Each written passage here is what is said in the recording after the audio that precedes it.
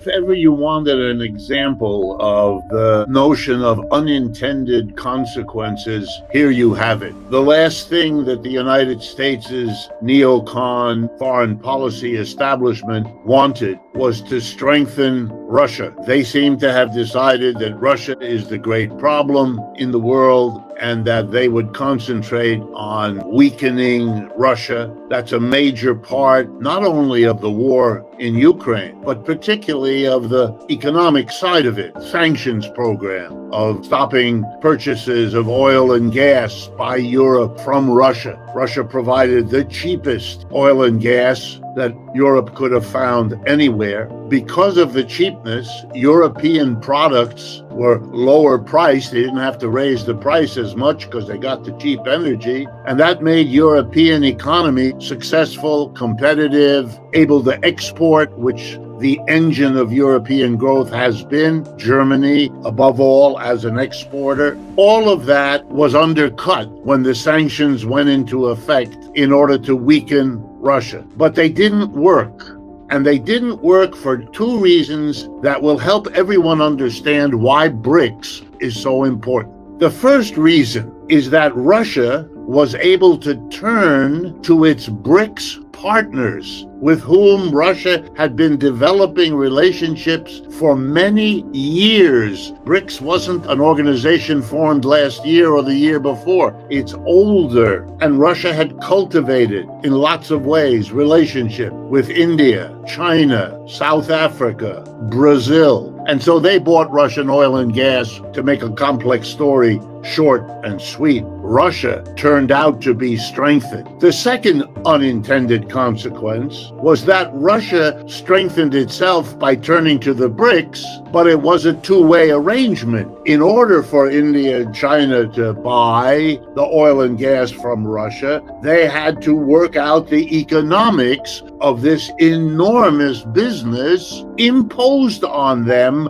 by the sanctions levied by the United States and its G7 Europe allies. And so the BRICS became better coordinated, more dependent one on the other, more having their economies intertwined. Bottom line, Russia and the BRICS became stronger, and the United States became less powerful because of it, more isolated because of their own decisions to have the war in Ukraine. And that isolation of the United States is now deepening because of its decision to be as supportive unilaterally to Israel as they have decided to be. The unintended consequence of trying to isolate Russia has been to isolate the United States. The world has changed, and the United States is denying that to its own detriment. China is coming closer and closer to being an economic equivalent of the United States, and its alliance, now accounting for nearly half of the population of this planet, is going to overtake and surpass the United States, which is 4.5% of the population of this planet. The unique position of the United States as dominant coming out of World War II couldn't possibly have lasted forever. It was a delusion to imagine it. And all that's happening now is the foreseeable reality that the rest of the world has caught up, has figured out how to grow fast,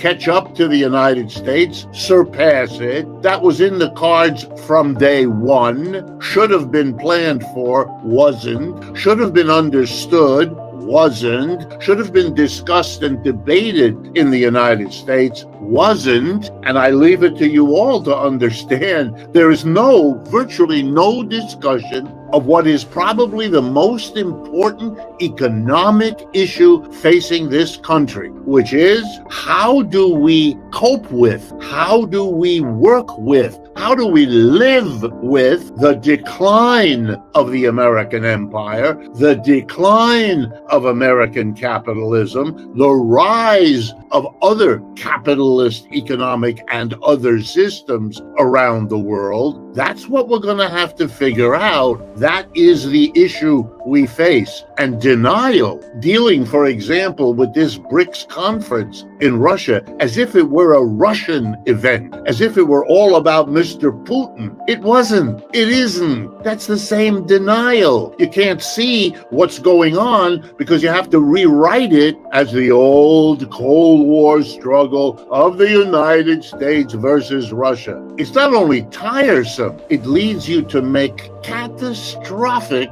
mistakes, like the war in Iraq, like the policies in the Middle East, and indeed everything else coming down the pike, so long as one of the two superpowers pretends that it's not one of two superpowers. It's pathetic and dangerous to watch.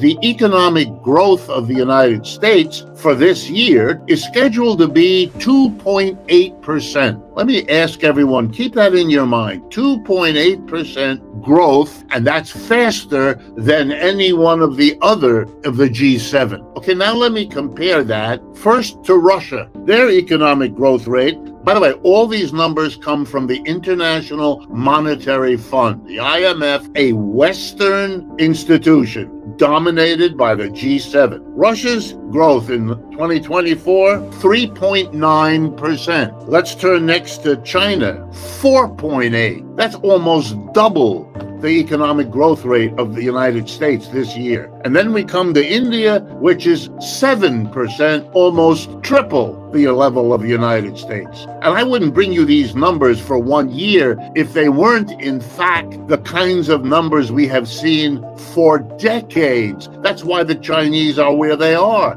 They caught up. They grew faster. They figured out how to raise the standard of living of their people much faster than anyone ever did before. This is not an endorsement of the Chinese economy or society or suggesting they don't have lots of problems. They do. All countries do. But when it comes to economic growth, that's their strong suit, folks. And that's what makes the difference in the world economy, doesn't it? To pretend that this isn't going on, that this isn't suggesting where the future lies, of course they have a good humor among themselves at their conference. They are the growing, dynamic core of the world economy now. The West isn't. And that's not about to change. That's why you have to come to terms with it, rather than pretending that such situations don't exist or that it's all about Mr. Putin. It isn't. Let me remind you of another statistic. The GDP of the United States remains number one in the world, somewhere between 25 and 30 trillion dollars a year. That's the legacy of being the dominant economy for the last century. What is the GDP of Russia, our so-called enemy? 2 trillion, maybe 3. People should understand Russia has never been an economic threat to the United States. It can't be. It's too small. It may have a powerful military, but economically, not at all. The United States could, if it worked out an arrangement, easily come to terms with an economy that's so much smaller. The Chinese economy, that's a completely different thing. Their GDP is around 17, 18 trillion dollars. Catching up, exactly. And Russia and China together, and India and Brazil added, yeah, that gives you the powerhouse that I've been describing and that BRICS represents. The road forward with continued denial is a road into making mistakes. Let me remind everyone, at the beginning of the war in 2022, there were predictions from the president on down. Russia would be destroyed. Russia would fall to its knees. The ruble would collapse. Russia would become dismembered. Putin would be ejected. None of that happened. Why? Because they didn't understand BRICS, what it meant, what it could do, how it could intervene with Russia to change the outcome. More such mistakes are coming if you continue to pretend that we're all in some old Cold War 2.0 rather than in a new economic situation. look, I do understand. I'm an American citizen, born here, lived here, worked here all my life. It is very hard to be in the period of decline of an empire. I'm sure it was hard for the British who lost their empire a century ago, and it was hard for the Dutch and the Persians and the Greeks and the Romans, but we do have the benefit of knowing that and making at least some choices to accept it, to understand it, and to work out a live and let live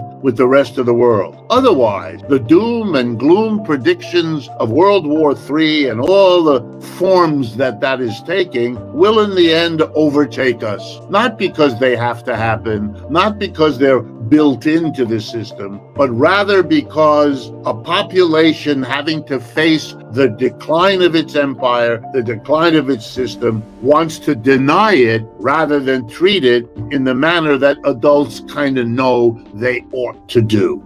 At the end of the war, the United States had had one experience with bombs falling on its territory. That was Pearl Harbor at the beginning. Never again. No damage was done here. No explosions happened. No invasion occurred. None of it. We lost some troops, but relatively much less than other countries. Meanwhile, all the potential competitors of the United States, Germany and Japan, the losers of World War II, but even Britain, France, Italy, they were all defeated. Their factories were bombed, their railroads wrecked, all the rest of it. So we came out a unique position. We held that unique position for most of the rest of the 20th century, the second half of that century, when we could do pretty much what we wanted. It didn't matter. We were so dominant, the economic system here. We helped the others rebuild from the war in Japan, in Western Europe, and so on. And we could do what we wanted. They had this notion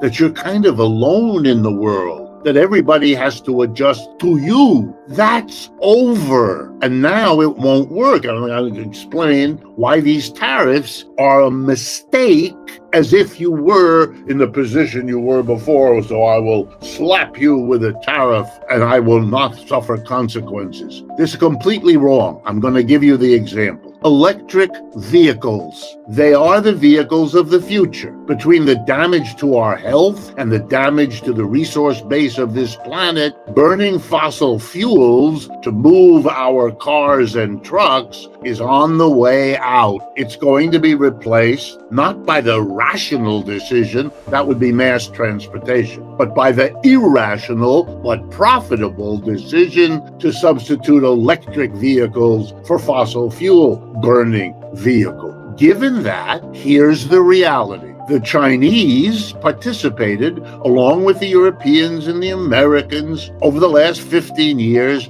to produce a profitable electric vehicle. That competition has been won by the Chinese, above all by a particular company, BYD. And if you don't know what that company is, that's a sign of denying what's going on in the world. In this case, by the mass media, who haven't told you about it. BYD produces the highest quality, lowest price electric car and truck. Bingo, there it is. They're selling it all over the world, including Europe, by the way. But you won't find those vehicles on the roads in the United States today. Why? Because there's currently a 100% tariff. What that means is if the car costs $30,000 bringing it in from China, you and I would have to pay $60,000 to buy it. 30 to the Chinese manufacturer and 30 to Uncle Sam, because that's what the tariff is, a tax. Here's what that means, my fellow Americans. All over the world, every company that makes things that compete with American products, companies that make shirts, companies that make food, companies that make software programs, they make anything. They all have to buy cars and trucks. It's part of their business. They're going to get the best quality, cheapest electric truck, and that will be reflected in low prices for what they produce. In contrast, Americans who have to pay way more for those electric trucks with the big tariff will charge much more for their product than their foreign competitors, and they'll lose business. and you and I will lose our jobs. Why? Because of the tariff. So this may sound good. It may look like you're being a tough guy, Mr. Trump, but what you're doing is playing a silly political game that will come back and bite you and me where it hurts. After World War II, the dollar became virtually universally recognized as the global currency, basically playing the role in the world that once was played by the British pound, say in the 19th century or early part of the 20th. Central banks in virtually every country held as reserves to support their own currency gold and the dollar, leading to the very famous phrase, the dollar is as good as gold. Saudi Arabia and the oil countries adopted the program of selling oil around the world to any buyer, but only for dollars, and then parking those dollars in New York City banks or in U.S. treasuries. It became the focus, and there are enormous benefits to that. The United States, for example, was able to pay for the goods and services produced around the world, the French wine, the Japanese computer, the fill in the blank, by sending them dollars. Unlike in other countries, those dollars didn't come back to buy goods and services here. They held on to the dollar because it was useful to them to do so, which means that for 50 years, the United States was able to consume the produce of the world and gave them in exchange little green pieces of paper, our currency that cost us nothing and are worth, per se, nothing. The benefits of doing this were incalculable. You couldn't explain American economic well-being in the last 70 years without the role played by the dollar. That's all gone. Today, central banks around the world, depending on the numbers you use, hold reserves only 50% in dollar, instead of the 80 or 90% that was the norm as little as 20 years ago. So the symbolic meaning of that is enormous. The financial meaning, the real consumption, all of that. Here's a second example. We are now in a weird situation. The United States supports Israel in Gaza. Okay, it's one of the few countries in the world to do that.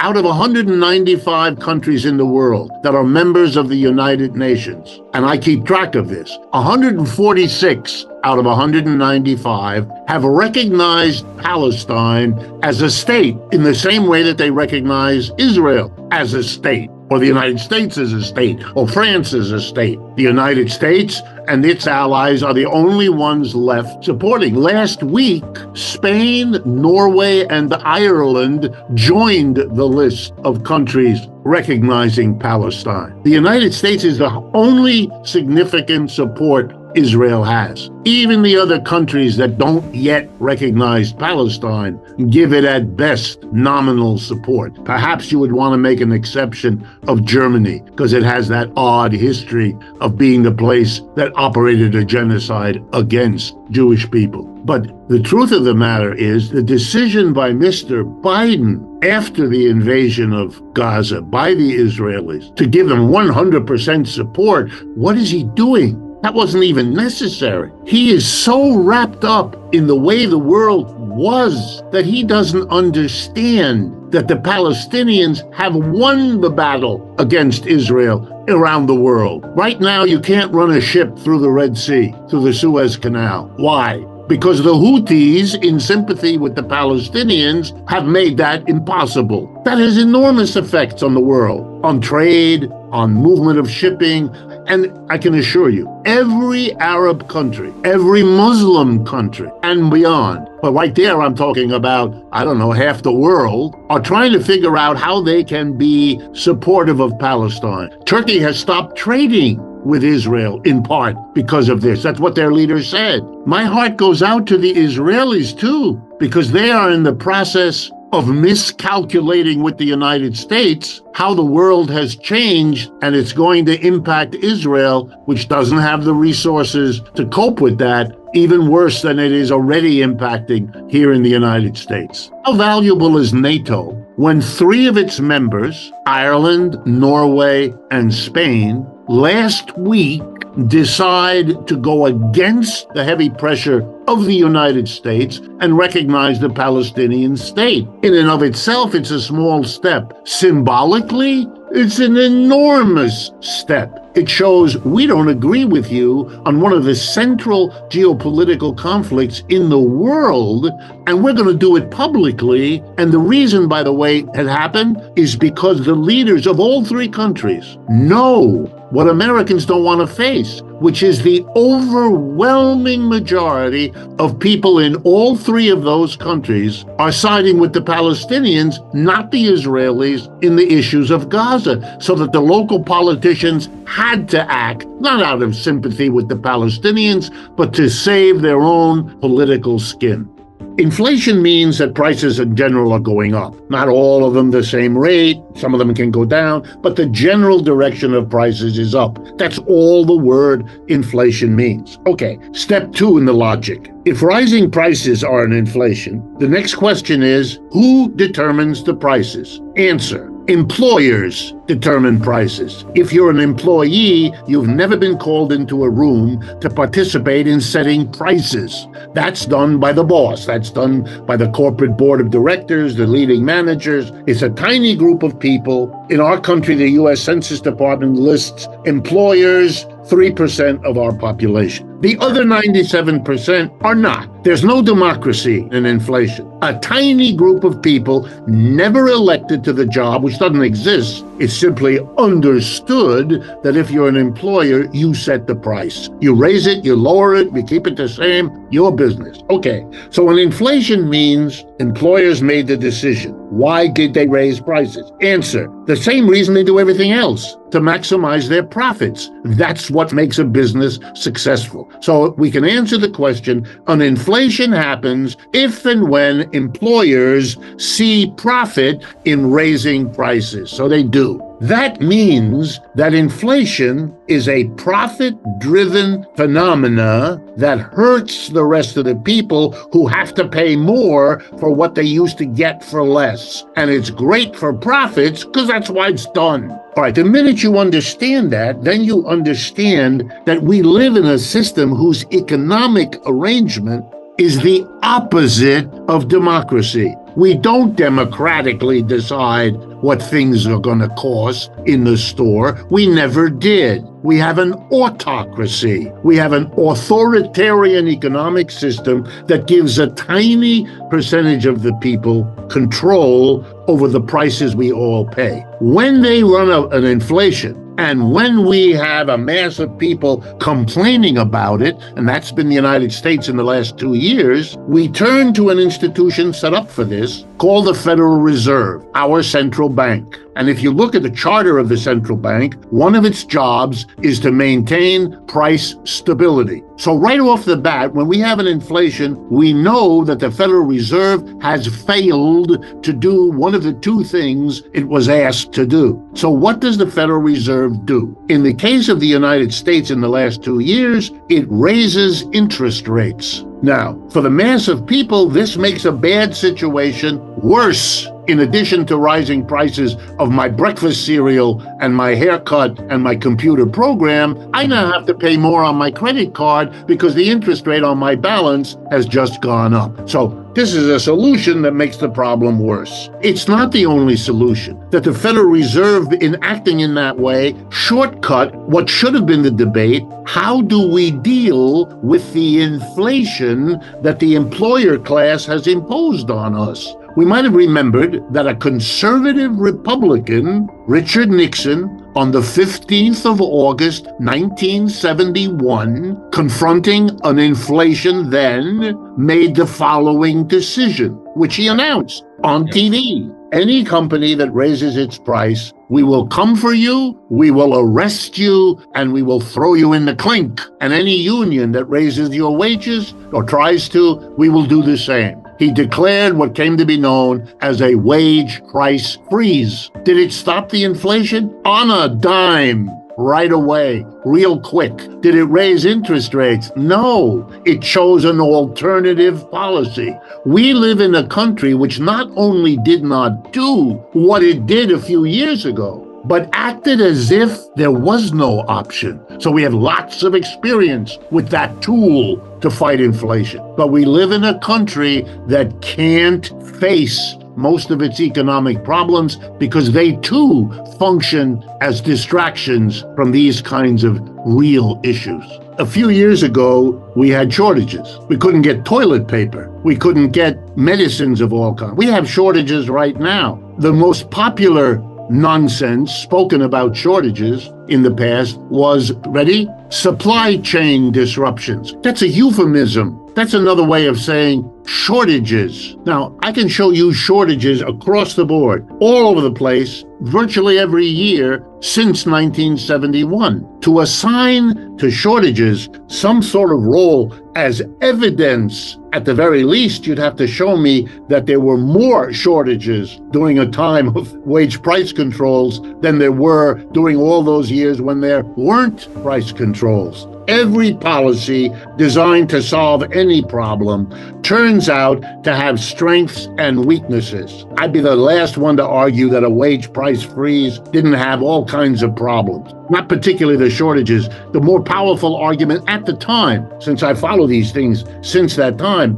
the biggest problem was escapism. In other words, there was an escape clause. You could apply for an exemption from the wage price freeze. So every corporation went to work, hired the most expensive lawyers imaginable and lobbyists to go to Washington to get an exemption for your firm or your industry. And that leads to all kinds of misallocation. I get all that. But interest rates have that as well. Interest rates have their strengths and weaknesses. One of the weaknesses of the interest rate is we've had elevated interest rates and they didn't prevent our inflation. We're still struggling with an inflation, and there are as many people now saying that prices are going to go back up as there are people saying that they're going to go down. So interest rate is not some magic bullet. It's not some guarantee, but it really hurts a lot of people and it helps others. The bigger your company, the less an interest rate increase is going to hurt you. The reason we have central banks, including the Bank of the U.S. and what later became the Federal Reserve at the beginning of the 20th century, was because when we left interest rates to the, quote, free market, we got crazy volatility that was extremely dangerous to the stability of the system. We brought in the regulators, we brought in the institution to deal with the ineffectiveness and the danger of not doing it. We're stuck. We don't work well without a central bank, and we don't work that well with one. That's a contradiction, but it is not resolved by oscillating back and forth between the two, pretending when you don't have a central bank that getting one will solve your problem makes no more sense than responding to the failures of the central bank by extolling the virtues of a free market. You can't go with either of them. The reason we see the Federal Reserve having anxious meetings over the last couple of years in which the top news item that evening is they met and they either raised the interest rate or they didn't, or they raised it by 50 basis points and not 25, et cetera, is because the mass of people are already involved. There is a small smidgen of democracy because they're making it hot for politicians not to do something. We get rid of the boss inside the workplace, it won't collapse, we won't dissolve, the world won't come to an end, but we will be able to get everybody in a collective way to learn to make the decisions, what to produce, how to produce, where to produce, and what to do with the revenue our production achieves. And I think we would then have in our economic system the foundational democracy that will give us a better chance of getting a broader democracy than we have now.